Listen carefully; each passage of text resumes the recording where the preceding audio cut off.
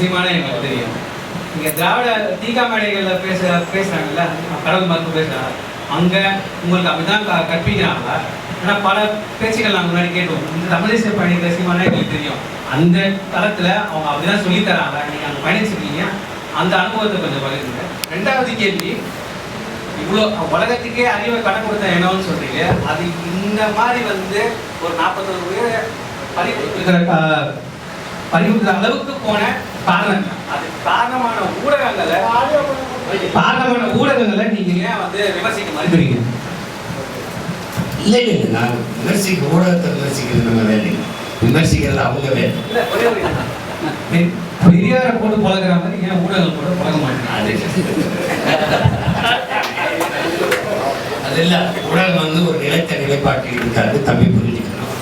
ஒன்றும் நீங்கள் புரிஞ்சுக்கணும். முதல்ல ஒவ்வொரு வேலையும் முதல் கேள்வி அங்கே தான் கற்பிக்கிறாங்க. அவங்க கற்பிப்பது பிராமண எதிர்ப்பு, இந்த சாதி மறுப்பு, ஒழிப்பு, கடவுள் மறுப்பு, இதெல்லாம் அதான் சொல்லுவாங்க. அதில் தான் அது எல்லாத்தையுமே வந்தது. இந்த கடவுள் அப்படிங்கிறது நமக்கு ஒன்று நீங்கள் புரிஞ்சுக்கணும். தமிழர்களுக்கு கடவுள் கிடையாது, இறைவன். இறைவன் இயேசு கூட நீங்கள் நம்மோடு வாழ்ந்த ஒரு இறை மகன். அவர் ஒரு மானுடன் இன்னொரு மானுடன் மானுட சமூகம் பாதிக்கப்படும் போது ஒரு கிளர்ச்சி செய்த ஒரு புரட்சியாளர். நாம் தேவகுமார் அப்படிதான் நம்ம போகிறோம். நபிகளும் அப்படித்தான், அநீதி எதிர்த்து போர் செய் அப்படித்தான், தலைவரும் அப்படித்தான், முருகனும் அப்படி. நமக்கு கற்பிக்கப்பட்ட முன்னோர்கள் எல்லாம் அப்படித்தான்.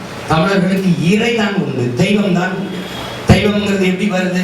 வையத்தில் வாழ்வாங்கு வாழ்பவன் வானுரையின் தெய்வத்தில் வைக்கப்படும் என்று சொல்லி அப்படித்தான். நீங்க அன்னை தெரசாவை நீங்க எப்படி எடுத்துக்கிட்டீங்க?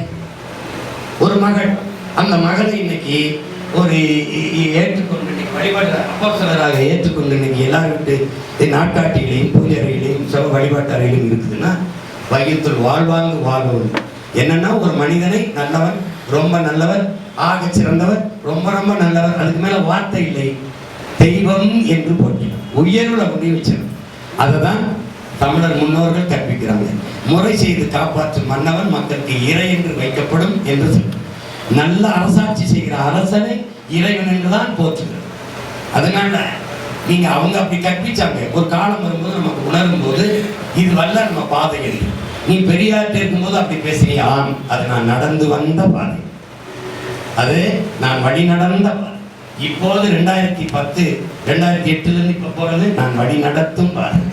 அதனால அதுல போய் நான் வேட்புல சாத்தி அதை கூட்ட மாட்டேன். வரலாற்று அப்புறம் இன்னும் உன் வீட்டில் ஏன் பெரியார் படம் இருக்குன்னு கேட்குறாங்க. நான் அப்போ அப்படி இருந்தேன். நம் புரட்சி பாவலத்தை நிறைய சமஸ்கிருத சொற்களை சேர்த்து எழுதிடுறேன். அதை மாத்திரலாமா எனக்கு தெரியல. நான் வந்த பாதை அப்படித்தான் வை, பிறகு நான் தூய தமிழுக்கு. இங்க பாருங்க, வென்று வருவான் திராவிட காலை என்று பாடிய நமது முன்னவன் புரட்சி பாவலன் நறுக்குவ புகையின் சிறுத்தை பெரும் குட்டம் நாம் தமிழர் நாம் தமிழ் முரசறைவாய் குறுக்கில் முளைத்திட்ட அயலார் ஆட்சி கூண்டோட போயிட்டு கொட்டடா முரசம் வந்துறான். அவன் கடைசி வந்தான், வேற கொஞ்சம் முன்னாடி வந்துட்டேன். விளங்குதா? அப்புறம் நீங்க என்ன சொல்றீங்க? ஊடகத்தை என்ன எதிர்க்கிறது? கேள்வி கேட்டேன். நீங்க திருப்பி அதான் செய்தி, அவ்வளவுதான் செய்தி, திருப்பி காட்டுங்க. அதில் ஒரு பெருமையா போதையா மாத்துறீங்க. அதனால நினைச்சேன் அதுல அவங்க செய்யறது ஊடகத்தில் பணி செய்கிற உடன் பிறந்தார்கள் பொறுப்பு அல்ல. முதலாளிகள், தனி முதலாளிகளினுடைய கையிலே ஊடகம். தனி முதலாளிகளுக்கு லாப தேவை இருக்கும், மக்கள் சேவை இருக்கு. நற்செய்திகளை கொண்டு போகணும், அதுல லாப நோக்கம்தான். அப்போது அதிகாரத்தில் இருப்பவர்களோடு அனுசரித்து போவது என்று நினைக்கிறார். புதிய தலைமுறை ஒரு செய்தியை போட்ட உடனே அரசு தடத்திலிருந்து தூக்கி விட்டதை நீங்க பார்க்கிறீங்க. அந்த நிலைமைக்கு வர வேண்டாம் என்று அவர்கள் நினைக்கிறார். புரியுதா? இப்ப நம்ம மாதிரியே வாடா அப்படின்னு நம்ம சொல்ல முடியாது. நம்மகிட்ட இலக்கம் ஒன்றும் இல்லை, அவங்க கிட்ட இலக்கம் இருக்கு. அவங்க என்ன பண்ணுவாங்கன்னா, தம்பி விஜய் பேசவே மாட்டாரு, அவரை பத்தி 24 பேசுவாங்க. நான் எல்லாத்தையும் பேசுவேன், என்னை பத்தி பேச மாட்டாங்க. ஏன்னா அவங்க கடைபிடிக்கக்கூடிய நேர்மை. நான் என்னை மின்னுதி நிலையத்துல எடுப்பாங்க, அவர் இறங்கும்போது எடுப்பாங்க, விடிவாசல் எடுப்பாங்க, தூங்கும்போது எடுப்பாங்க, எந்திரிக்கும் போது எடுப்பாங்க. ஆனா நான் சலிக்காம நேர்காணல் கொடுப்பேன்.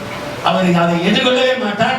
அவரை ஆஹா பாருங்கள், ஓஹோ பாருங்கள், அதான் அவர்கள் கடைபிடிக்கிற தருணம். அதை நம்ம ஒன்றும் பண்ண முடியாது. நான் உங்களை எல்லாருக்கும் சொல்கிறேன், எனக்காக இந்த ஊடகம் ஆதரிக்கும், எனக்காக இவர்கள் பேசுவார்கள் என்று நம்பி வந்தவன் அல்ல நான் இப்பவும் சொல்றேன். நீங்க எல்லாரும் என்னை விட்டு போனாலும் ஒற்றை மகனாக இந்த மண்ணில்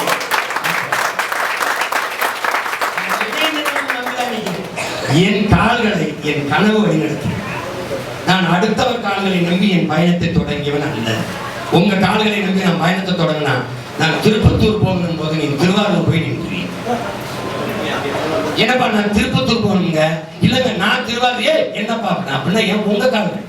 அதனால எல்லாரும் எல்லாத்தையும் வச்சுட்டா ஐயா ஸ்டாலின் வீட்டுல நிற்கும் போது எஜமா கோச்சுக்குள்ளாருன்ட்டு அவர் என்ன பேசுவாரோ அதை பேச வேண்டியது. இவ்வளவு நான் பேசுறேன்ல, இது மாதிரி இந்திய நாட்டுல ஒரு தலைவனை பேச சொல்லுவாங்க. ஏன்னா இந்த நிலத்திலேயே நெஞ்சு இதய முழுமைக்கும் வலியும் மண்டை முழுக்க கனவும் வைத்திருக்கிற ஒரே மகன்.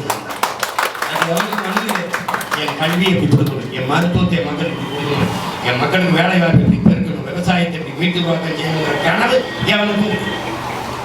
அதனால ஊடகத்தை குறை சொல்லி பயன். இன்னைக்கு பேசுவார்கள், ஒருவேளை 26க்கு அப்புறம் நமக்கு அதிக வாக்கை வாங்கி பெற்று உயர்ந்துட்டோம், சீமான் வந்துருவாருன்னா நீங்க வேணா என்னை போடாதீங்கன்னு போடலாம், நீங்க பேசாதே எங்களை பற்றினாலும் பேசுவாங்க. அதனாலே அவர்களை சொல்லாதீர்கள். அவர்கள் வேலையை செய்கிறார்கள், நம் வேலையை செய்கிறோம்.